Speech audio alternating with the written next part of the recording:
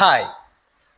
ആദി രവിചന്ദ്രൻ സംവിധാനം ചെയ്ത് മൈത്രി movie makers നിർമ്മിച്ച് തമിഴ് ആക്ഷൻ കോമഡി ചിത്രത്തെ കുറിച്ചാണ് ഇന്ന് പറയാൻ പോകുന്നത്. ചിത്രത്തിന്റെ പേര് ഗുഡ് ബാഡ് അഗ്ലി. ചിത്രത്തിൽ അജിത് കുമാറിനൊപ്പം തൃഷ, അർജുൻ ദാസ്, സുനിൽ പ്രഭു, പ്രസന്ന, കാർത്തികേയ ദേവ്, പ്രിയ വാര്യർ, ജാക്കി ഷറഫ്, പിന്നെ അതുപോലെ ഗസ്റ്റ് റോളിൽ നമ്മുടെ സിമ്രാൻ വരുന്നുണ്ട്, അതേപോലെ ഷൈൻ ടോം ചാക്കോ വരുന്നുണ്ട്. അങ്ങനെ ഇത്ര അധികം ആൾക്കാരൊക്കെ അഭിനയിച്ചിട്ടുള്ള ഒരു മൂവിയാണ്. പിന്നെ ഒരാൾ പേരോട് മറന്നുപോയി, നമ്മുടെ യോഗി ബാബു. യോഗി ബാബുവിന്റെ ചെറിയൊരു റോളൊക്കെ വരുന്നുണ്ട് കേട്ടോ.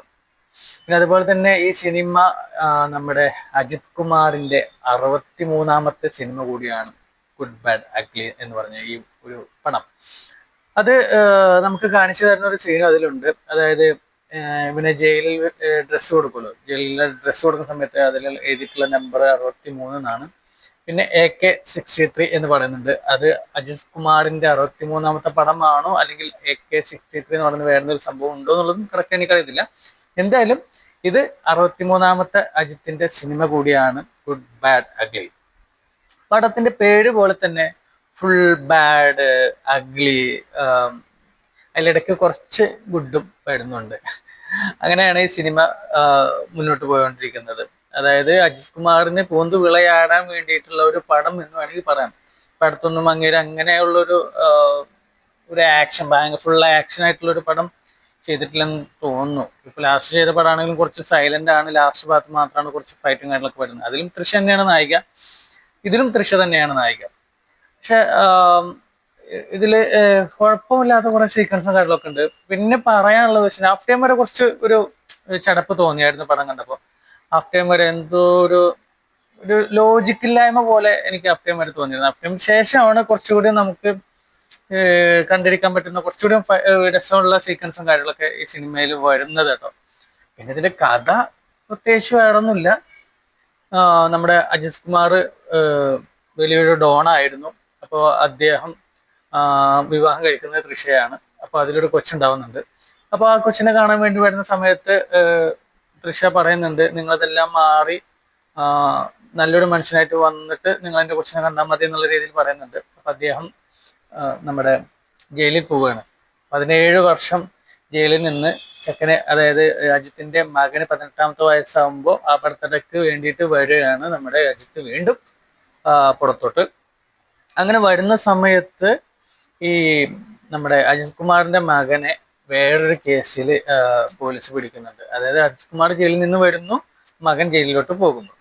അപ്പോൾ അതിനുള്ള സാഹചര്യം എന്താണ് ഉണ്ടായത് എന്നുള്ളതൊക്കെ ആശാൻ അന്വേഷിച്ച് പോകുന്നു. അങ്ങനെയാണ് നമ്മുടെ അർജുൻ ദാസ് എന്നുള്ളൊരു ക്യാരക്ടർ വരുന്നത്.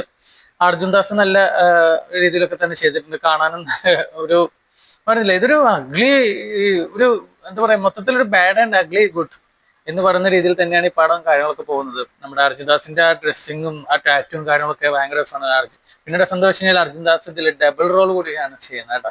പിന്നെ നമ്മുടെ പ്രിയ വാര്യരുണ്ട്. പ്രിയ വാര്യരും കുഴപ്പമൊന്നുമില്ല, കുറച്ച് സീന കൊടുത്തിട്ടുള്ളൂ. പിന്നെ ഒരു രസം എന്ന് വെച്ച് കഴിഞ്ഞാൽ അജിത്തിന്റെ പല സിനിമയിലെ പാട്ടുകളൊക്കെ ഈ സിനിമയിലും വരുന്നുണ്ട്. അതേപോലെ നമ്മുടെ സിമ്രാനെ കാണിക്കുന്ന ഒരു എൻട്രി സീൻ ഉണ്ട്. അതിലും ഇവിടെ മുന്നേ അഭിനയിച്ചിട്ടുണ്ടായിരുന്ന ഒരു പഴയ സിനിമയുടെ ഒരു ടോണും വരുന്നുണ്ട് അതില്.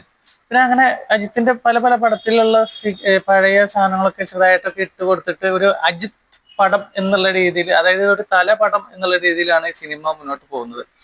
പിന്നെ ഈ കഥ എന്ന് പറഞ്ഞു കഴിഞ്ഞാൽ ഇതാരാണ്, അതായത് ഇവന്റെ മകനെ ആരാണോ ട്രാപ്പാക്കിയത് അവരെ കണ്ടുപിടിച്ച് അവരെ തീർക്കുന്നു എന്നുള്ള രീതിയിലാണ് പടം പോകുന്നത്. അത് നോർമലി പോകുന്നൊരു സിമ്പിൾ ഒരു കഥയായിട്ട് തന്നെയാണ് പടം പോകുന്നത്. പക്ഷെ കണ്ടിരിക്കാൻ നല്ല രസമുണ്ട് എന്നുള്ളതാണ്. പക്ഷെ ഹാഫ് ടൈം വരെ കുറച്ച് ബോറടി ഉണ്ടായിരുന്നു.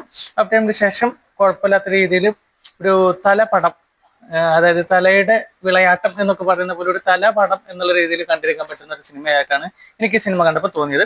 കുഴപ്പമില്ല, രസമായിട്ട് ഇരുന്ന് കാണാൻ പറ്റും. അപ്പോൾ നിങ്ങൾ ഈ സിനിമ കണ്ടിട്ടില്ല എന്നുണ്ടെങ്കിൽ സിനിമ ഒരു വട്ടമൊക്കെ കാണാം കേട്ടോ, കുഴപ്പമൊന്നുമില്ല.